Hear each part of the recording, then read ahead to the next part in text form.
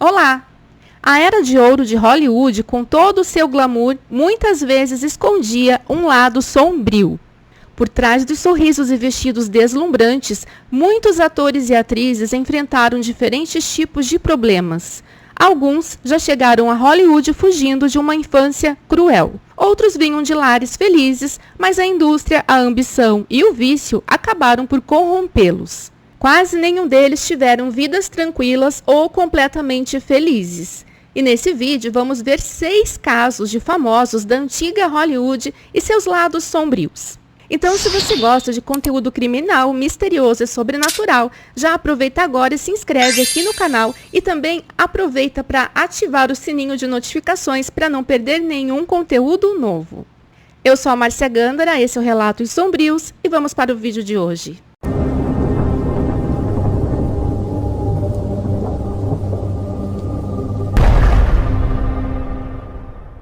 Caso número 1. Começando com Errol Flynn, um galã pioneiro em papéis de aventura no cinema como Capitão Blood, As Aventuras de Hollywood, entre muitos outros filmes.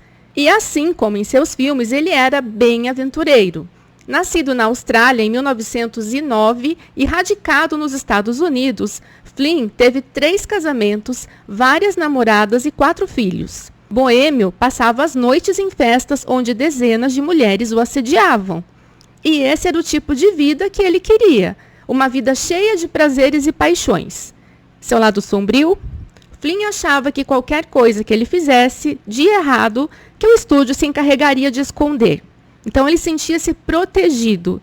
Isso aconteceu, por exemplo, quando ele deu um soco na sua mulher e a Warner afirmou que eles tinham sofrido um acidente de carro para evitar atropelar um gatinho.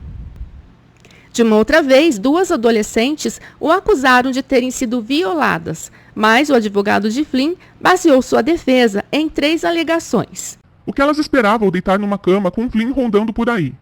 Mesmo que não quisesse, era impossível que não tenham gostado. E é tudo mentira, estão inventando. Ou seja, aquela tentativa, aquela velha tentativa de tentar fazer com que a mulher fosse a culpada. O júri inocentou o ator, que continuou sendo a maior estrela de Hollywood, até que em 59 o vício em heroína o levou à morte aos 50 anos. Segundo caso, vamos agora para Judy Garland, a atriz, cantora e dançarina que aos 17 anos protagonizou O Mágico de Oz e encantou a todos cantando Over the Rainbow. Nascida em 1922 nos Estados Unidos, ela era uma artista completa que filmou uma série de musicais e trabalhando no cinema, teatro e até na televisão. Ela foi indicada diversas vezes ao Oscar e ao Globo de Ouro, tendo ganhado um Oscar juvenil e um Globo de Ouro. O lado sombrio de sua vida, a MGM forçou Judy a fazer uma dieta a partir dos 13 anos, à base de sopa, alface e 80 cigarros por dia. Isso que ela tinha 13 anos. E não foi só isso. Os estúdios forneciam a ela anfetaminas para trabalhar e barbitúricos para ela dormir. Quando ela começou a se desenvolver fisicamente, os executivos também não a pouparam. Eles se referiam a ela na sua frente com palavras que hoje seriam bullying. Eles a chamavam de a pequena corcunda ou um monstro que dança. Tudo isso fez com que Judy, aos 25 anos, tentasse tirar a própria vida em uma clínica psiquiátrica. E não é à toa que ela foi viciada em soníferos, álcool e em morfina, e depois de sua segunda tentativa de acabar com sua vida cortando a garganta, a própria MGM, que tinha viciado a moça em todas aquelas substâncias, a demitiu. Ela faleceu aos 47 anos de overdose de medicamentos. Nessa época, ela atuava em Londres por apenas 100 libras por noite. Terceiro caso, lembrando que são 6. O próximo não poderia faltar, Cary Grant, traumatizado pelo fantasma de sua mãe. Norte-americano, nascido em 1904, ele foi considerado o único homem que é preciso observar para ser elegante. Com uma extensa lista de filmes, ele foi indicado 2 vezes ao Oscar, tendo ganhado o prêmio em uma 3ª indicação. Bissexual, ele precisava manter as aparências de galã bonitão. E o lado sombrio de sua vida começou ainda na infância, onde costumava ser vestido como uma menina pela mãe, o que acabou confundindo a cabecinha do menino. deixando com muitas dúvidas quanto à sua sexualidade. O motivo eu não sei, mas talvez essa mãe quisesse ter tido uma filha. Mesmo com a mãe sendo meio fora da casinha, ele jamais superou o trauma de ser abandonado aos 11 anos de idade por ela, que desapareceu sem dar explicações. O ator só foi descobrir o paradeiro da mãe 20 anos depois. Ela estava viva em um manicômio onde o seu marido a internou para poder formar uma nova família. Resumindo, Cary Grant embarcou em mais de 100 sessões com LSD para tentar acalmar sua dor. Segundo ele diria mais tarde, esse tratamento o ajudou a entender os motivos que o levavam a sabotar seus relacionamentos com mulheres. Uma tentativa inconsciente de tentar matar a mãe, ou melhor, aquela figura feminina que o fez sofrer tanto. O nosso quarto caso é Rita Hayworth, que ficou conhecida como Gilda, sua personagem no filme de mesmo nome.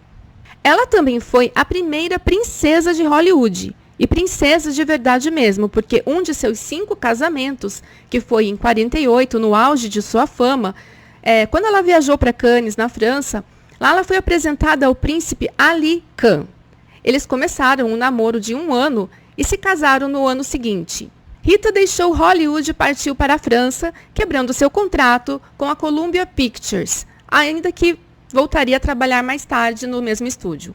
Ela ainda era casada com Orson Welles, produtor, diretor, escritor, roteirista, quando ela começou a namorar o príncipe, e isso na época deu muito o que falar. A Rita ela foi atriz, dançarina exemplar e produtora nascida em Nova York em 1918. Ela alcançou a fama durante a década de 40 como uma das principais estrelas da época, aparecendo em 61 filmes ao longo de 37 anos. Também foi a maior garota pin-up para os militares durante a Segunda Guerra Mundial. E vamos para o lado sombrio de sua vida.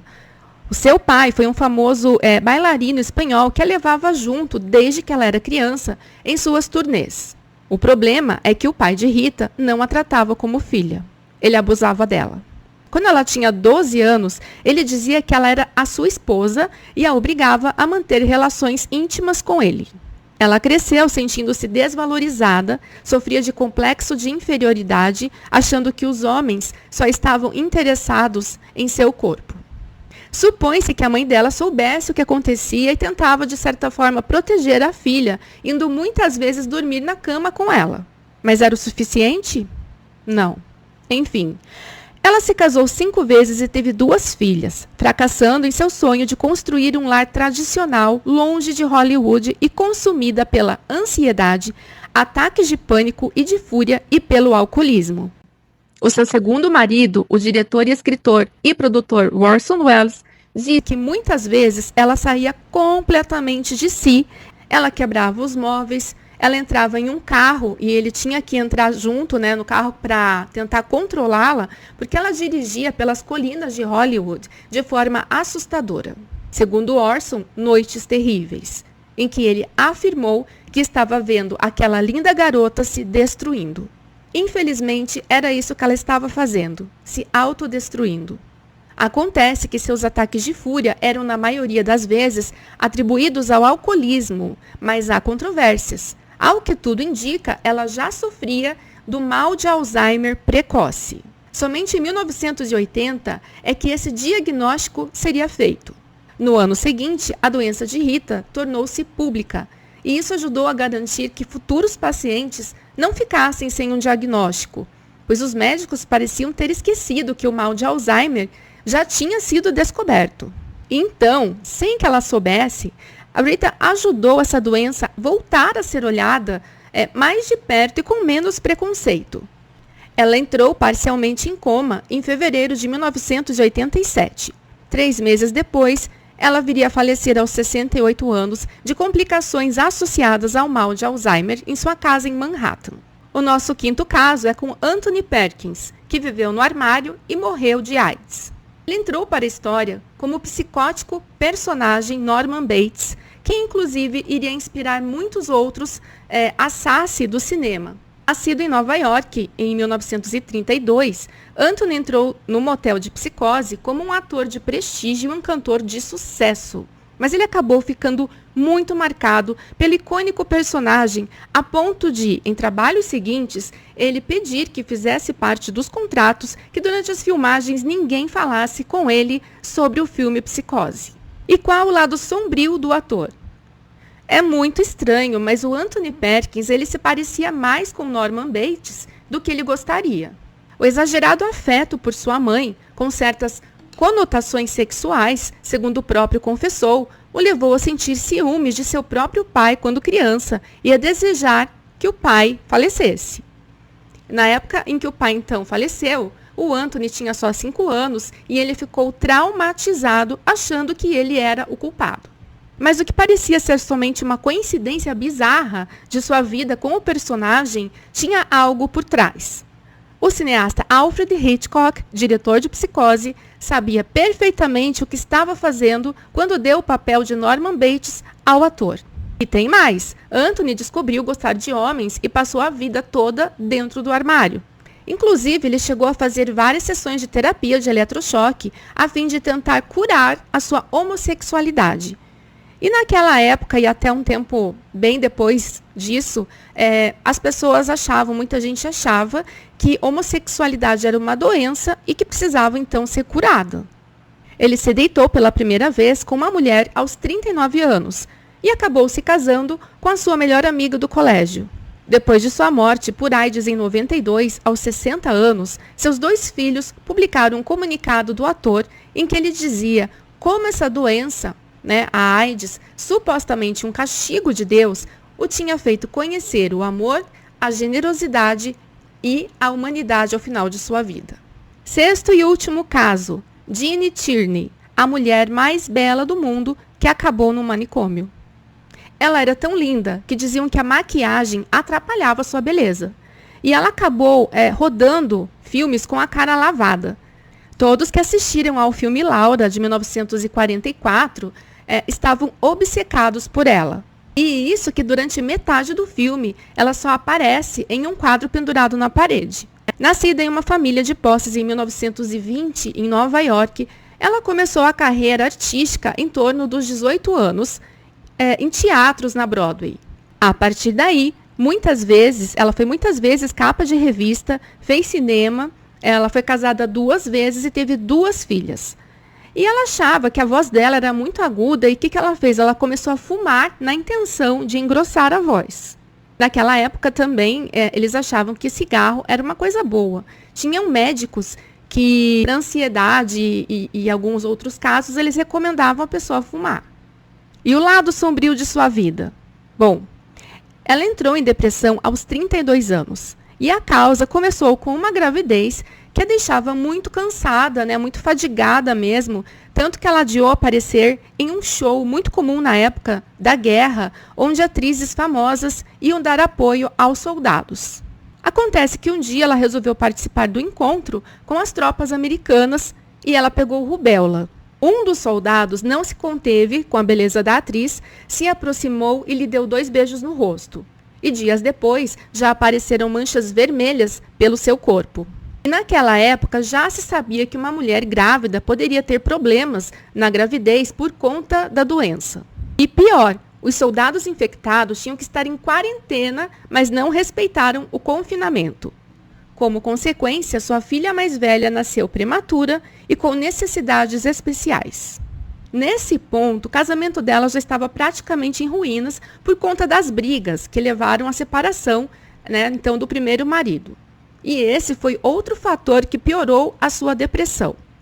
Ela se afastou dos sets de filmagem, tentou tirar a própria vida e acabou isolada em uma clínica psiquiátrica, onde aplicaram 27 sessões de eletrochoque. O resultado, ela perdeu grande parte de sua memória e sofreu com paranoias e alucinações pelo resto de sua vida. Ela teve períodos de melhora e em uma dessas fases ela se casou, em 1960, com o magnata do petróleo William Howard Lee, com quem permaneceu até a morte dele em 81. Bom, na década seguinte, a Jeanne dedicou todo o seu tempo e esforço a instituições de caridade que lidam com retardo infantil. Ela fez pequenas aparições na televisão, até que um enfisema pulmonar terminou com os seus dias em 1991. E existem muitas outras histórias como as que eu contei aqui, todas com seu grau de importância para a gente refletir.